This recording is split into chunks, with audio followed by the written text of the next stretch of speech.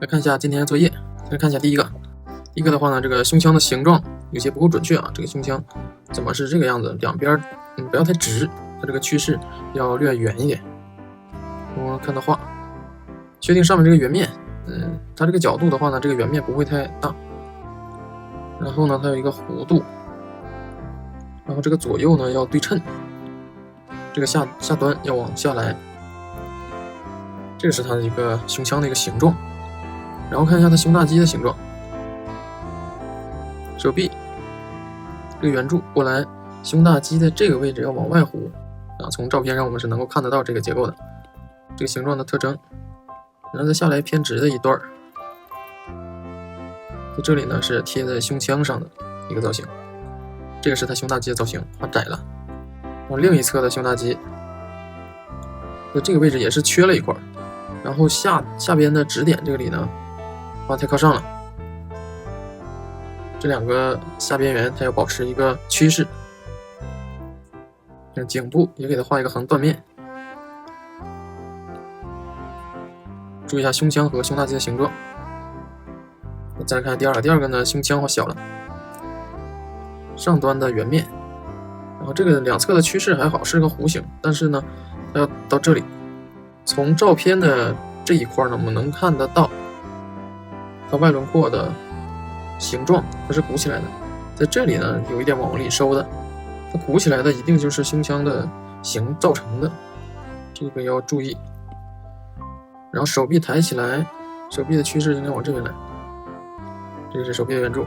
抬起来之后呢，这个肩三角肌被拉扯起来，拉扯起来之后它会往后转，然后下边的这个趋势会变得越平。这个是它胸大肌的造型，这个是它胸部的乳房的脂肪垫的造型。这一侧的画高了，这一侧的手臂还好，不过它腋下这里呢画窄了，整体这块画窄了。这边往下来，这边胸大肌的外轮廓要往下来一些。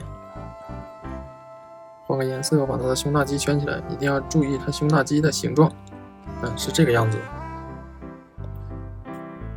下面的这个很明显，颈部画窄了。这个肩三角肌是一个弧形，从照片上能看得到这个形状特征，一定要观察，多观察。有些东西呢，只有观察到了才能画得出来，不观察的话就永远都画不出来。这个胸腔也是短的，要根据外轮廓根据外轮廓的形状来判断胸腔要画到哪里。腰部的这个转折呢，在这里。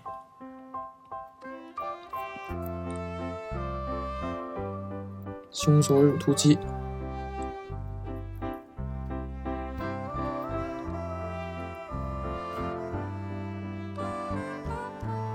因为它的冈下肌还有大圆肌、小圆肌在体表呢没有明显的这个轮廓形，这个大概齐就可以猜一个比较准确的就可以，比较合理，看起来比较合适，挑不出什么毛病，这样的就可以。它左侧的肩胛冈和右侧肩胛冈呢不是这样的一个在一个水平位的关系，右侧这个要更低一些。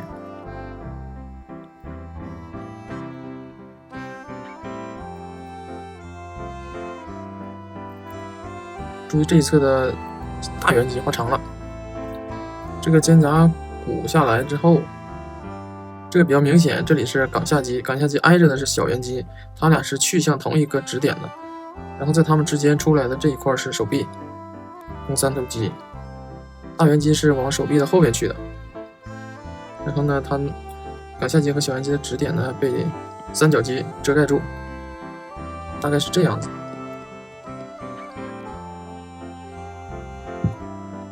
然后看一下右边的这几个，又改了一遍，效果呢好了一些。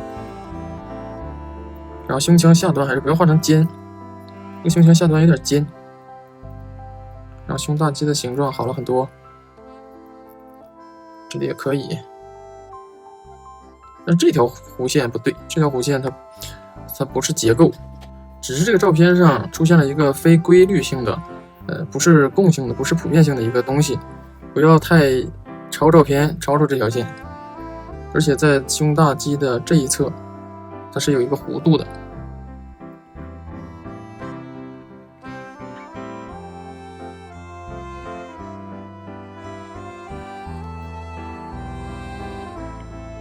下面这个胸腔的形状，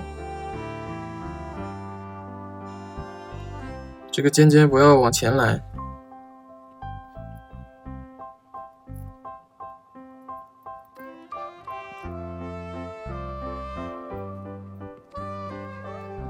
这个尖三角肌下面这条轮廓应该偏直一点。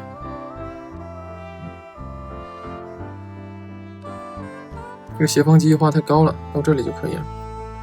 这个是颈部侧面的轮廓。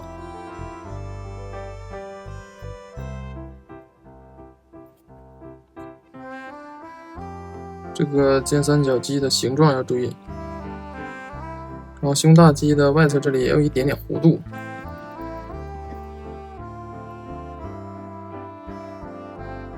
照片这里呢是肩窝，这个三角形，在这一块呢有一点往上弧的弧度，然后从这个三角肌下面穿出来是胸大肌外侧的这个轮廓，这就是三角肌，这就是胸大肌的外侧。这个胸腔不在身体里，上边不要贴到这个外轮廓上，这边不要贴到外轮廓上，这边离外轮廓又太远了，所以说这个胸腔是不在身体里边的。这侧要构成它的外轮廓形，所以它要比较贴近，比较靠近它的外轮廓线。